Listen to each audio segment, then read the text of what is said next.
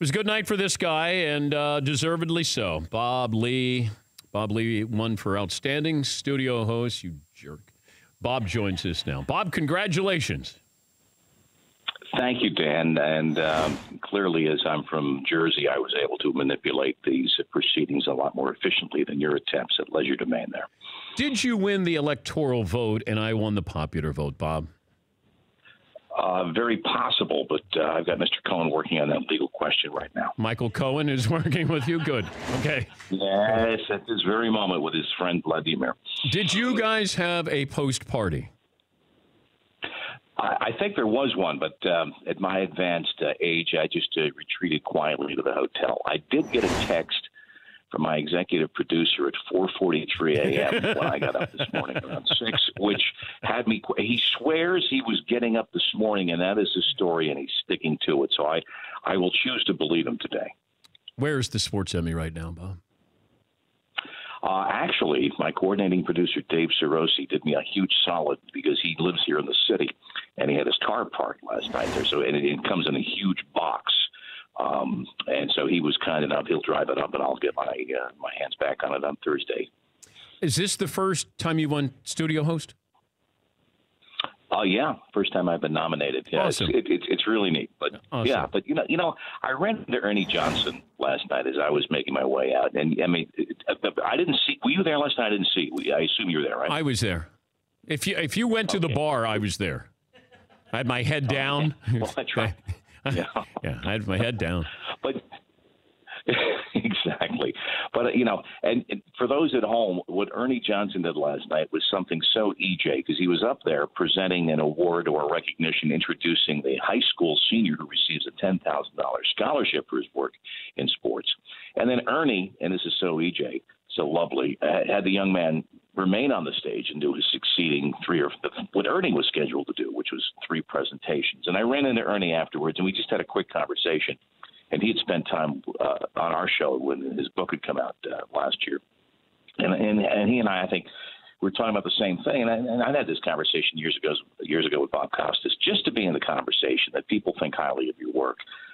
Picking among, one among the people that, you'd like to think are doing the better work, that's nice to be in that conversation. It's a crapshoot. And I meant what I said last night. To be mentioned in the same breath with the guys I was nominated with, just all gentlemen this year, it was quite an honor.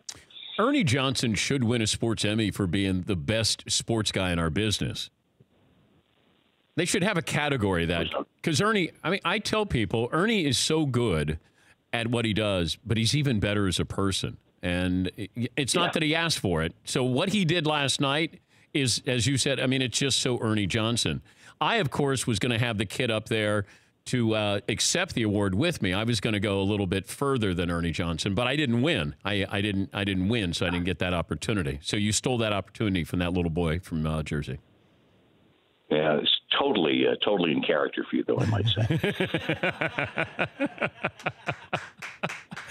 Did you ever have your doubts about ESPN? Like, it went early stages, or even with your career latter part? My gosh, in the early '80s, we were. I think the technical financial term that I learned in college was we were hemorrhaging money by the bushel. Early '80s, there was a line sending out at the Xerox machine, getting our resumes ready. I mean, until in the early '80s, ABC exercised its option and bought controlling interest. I mean, there were questions about whether Ted Turner was going to acquire us just for the hardware and shutter the thing. So the first 3 to 4 years, there were no guarantees. I mean, there are no guarantees at all in life and in this business. But the early stretch, before you had joined us, what really solidified us, was '87 getting the NFL contract, the next year getting the Major League Baseball contract. But in the early '80s, it was touch and go, and we knew it.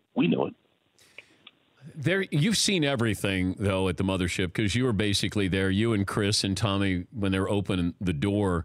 But the state of journalism now, in what we do, how we do it, as opposed to if you do 5 or 10 years or 15 years previously, where are we headed in this world we live in?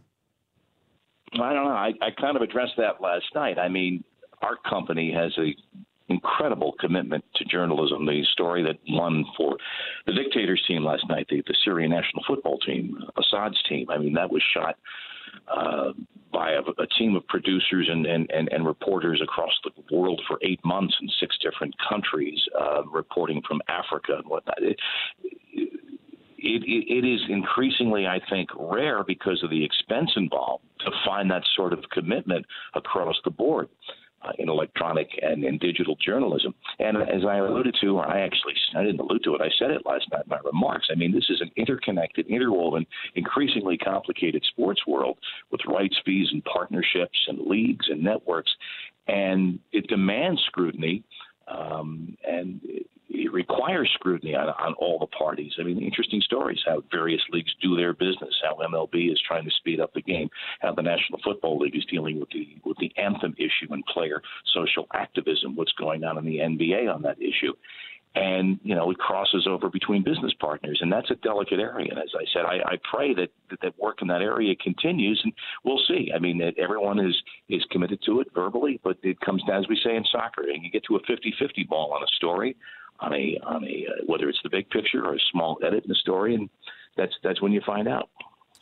Talking to Bob Costas, who stole the Sports Emmy from me last night. Bob Lee, I should say. And that's a habit I have. I take that as a high compliment. Next time I talk to Costas, I'm going to tell him that. It's usually every year I'm saying Bob Costas. So, you know what? You're in great company, Bob. But, hey, you raised my game when I first got there. And hopefully I've told you that. I've expressed that. And I meant what I said last night. It was awesome in the note I sent. And I was really happy for you because sometimes you can get lost in the shuffle there and you don't have a hot take or catchphrases or anything, but you did it and you do it every single day. So well done. Maybe take the next year off. That'd be kind of nice.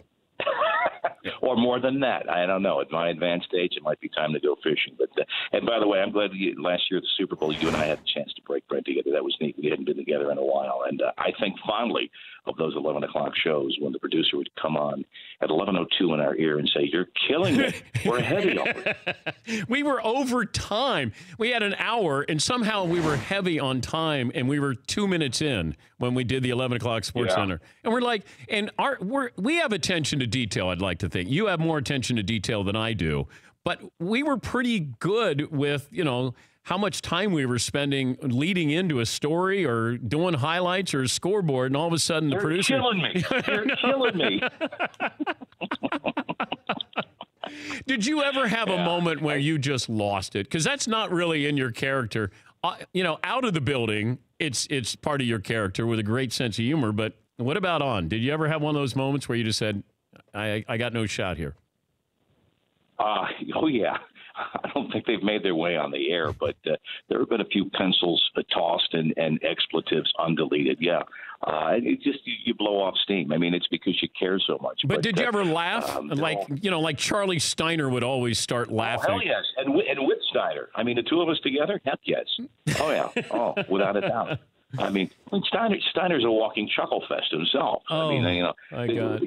He one time said to me, we're getting ready to come out of break, and we knew we were running a tape that had the potential to make Charlie laugh. And he was, you remember how close we would sit side by each on that Sports Center set. Yeah. It's almost shoulder to shoulder, separated by 3 feet. And 20 seconds back from break, Charlie says, I'm going to get through this story. He says, don't make me laugh. Don't look at me. I said, okay, Charlie. 5, 4, 3, and it's Charlie's story coming out of break. 3, 2, and at the count of 3, I just slowly, out of range of the camera, but fully within range of Charlie's peripheral vision, pivoted slowly in my chair, so I was staring directly at him. And he had no chance. He had no chance. Went right over the edge. It's not even a challenge to make it. No, it wasn't. That was too easy. Way too easy. Hey, congrats. Yeah. Well deserved, and buddy, I appreciate it. Thanks for joining us. Hi, buddy. That's Bob Lee. Outside the Lines. For more Dan Patrick Show, tune to Audience Channel 239 on DirecTV or download the Dan Patrick Show app.